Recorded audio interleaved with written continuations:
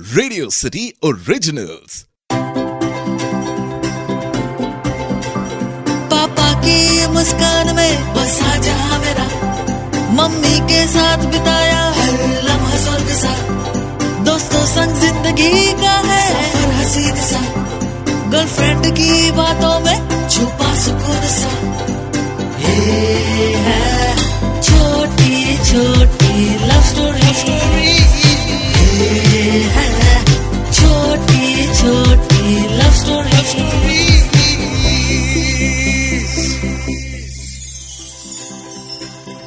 प्यार की परिभाषा अलग अलग होती है। एक प्यार वो है जो एक लड़का एक लड़की से करता है, तो एक प्यार वो है जो एक दोस्त दूसरे दोस्त से करता है। एक माँ अपने बेटे से करती है, एक भाई अपने बहन से करता है, तो एक फौजी अपने देश से करता है, यहाँ तक कि एक जानवर दूसरे जानवर से करता है।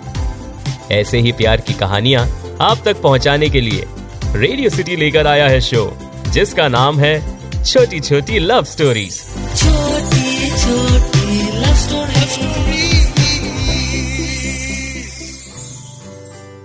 ये कहानी एक लड़की की है जिसका नाम हिमानी है।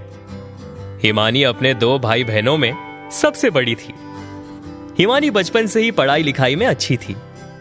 उसे स्कूल में पढ़ाई लिखाई के साथ एक्स्ट्रा करिकुलर एक्टिविटीज में भी दिलचस्पी थी। हिमानी अपने मॉम डैड की लाडली थी, साथ ही उसके छोटे भाई बहन भी उसे बहुत प्यार करते थे। हिमानी अपने सिबलिंग्स का बहुत ध्यान रखती थी। वो कहते हैं ना, siblings are your first friends, जिसके साथ तुम मस्ती कर सकते हो, लड़ झगड़ सकते हो, लेकिन हां, अगर कोई दूसरा तुम्हारे सिबलिंग्स पर हाथ उठाए या झगड़ा करने आए तो खैर नहीं। यहां बिल्कुल वैसा ही था। हिमानी बचपन से ही अपने घर के सारे काम किया करती थी। दरअसल वो अपने मम्मी की हेल्प करना चाहती थी। हिमानी स्पोर्ट्स में भी अच्छी थी। जब वो कॉलेज गई तो वो अपने कॉलेज को जुजित्सु और जूडो में रिप्रेजेंट किया करती थी। हिमानी अपने कॉलेज के एनसीसी ग्रुप में भी थी। वो हर चीज में सबसे आगे थी। हिमानी के डैड प्राइवेट जॉब में थे। हिमानी जानती थी कि उसके डैड अब धीरे धीरे बूढ़े हो रहे हैं, इसलिए हिमानी ने कॉलेज के बाद स्कूल के बच्चों के ट्यूशंस लेना शुरू कर दिए। उसने धीरे धीरे घर की जिम्मेदारी उठाना शुरू कर दिया था। वो बस ये चाहती थी कि उसके डैड जब चाहे तब छुट्टी ले सके, यानी कभी किसी कारण ऑफिस जाने का अगर उनका मन नहीं कर रहा हो तो वो ऑफिस न जाएं। लेकिन हिमानी के कहने के बावजूद भी जब कभी हिमानी के डैड की तबीयत ठीक नहीं होती थी, वो तब भी ऑफिस जाया करते थे। अब हर डैड अपनी बेटी की शादी के लिए पैसे जुटाने में लगे रहते हैं, तो यहां भी कहानी में कुछ वैसा ही सीन था। इस बात को लेकर हिमानी और उसके डैड के बीच खिटपिट चलती रहती थी। एक बार कॉलेज में जुजित्सु के प्रैक्टिस के दौरान सामने वाले अपोनेंट की किक हिमानी के नाक से कनेक्ट हुई, और यह सिर्फ एक प्रैक्टिस सेशन था और हिमानी उस वक्त रेडी भी नहीं थी। उस किक के वजह से हिमानी के नाक से खून बहने लगा। इसे देखकर वो अपोनेंट भी डर गई, क्योंकि यह किक नोज से कनेक्ट नहीं होनी चाहिए थी। वहां मौजूद इंस्ट्रक्टर्स भी उस लड़की को डांटने लगे जिसने उसे चोट पहुंचाई। इस पर हिमानी ने कहा कि इट्स अ स्पोर्ट, प्रैक्टिस के दौरान ऐसा होता है। दरअसल हिमानी अपने कॉलेज की विनिंग चैंपियन थी। उसने इंटर कॉलेज कंपटीशन में इस स्पोर्ट में कई ट्रॉफीज जीत कर लाई थी, और उसी का यूं कंपटीशन के 2 हफ्ते पहले ऐसा इंजर्ड होना कॉलेज को ठीक नहीं लगा।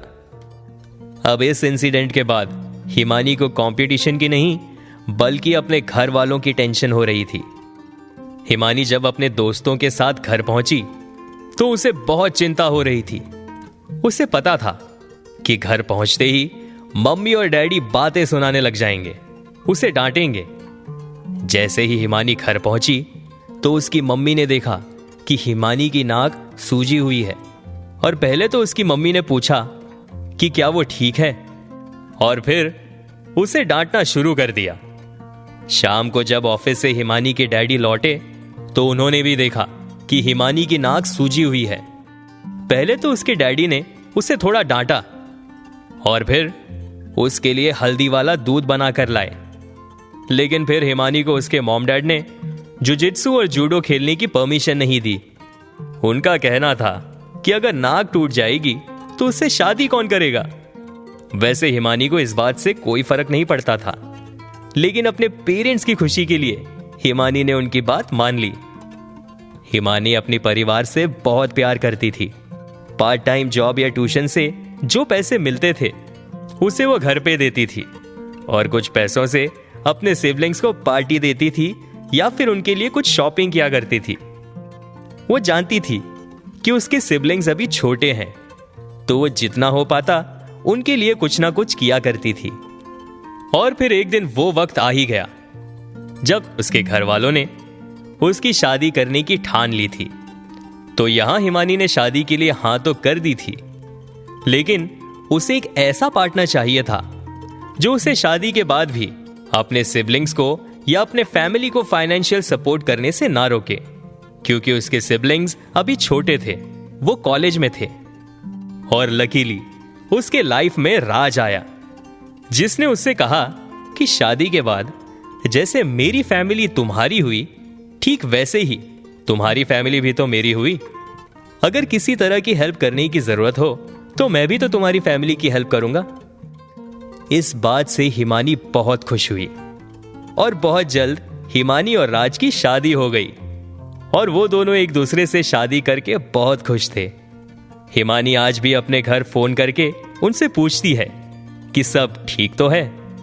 और हाँ, आज भी हिमानी अपने सिबलिंग से पूछती है कि उन्हें किसी चीज की जरूरत तो नहीं। तो ये थी हिमानी और उसके फैमिली के बीच के प्यार की कहानी।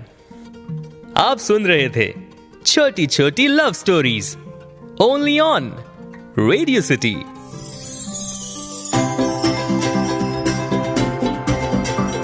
पापा की मुस्कान में बसा जहां मेरा, मम्मी के साथ बिताया हर लम्हा स्वर्ग सा, दोस्तों संग जिंदगी का है सफर हसीन सा, गर्लफ्रेंड की बातों में छुपा सुकून सा, ये है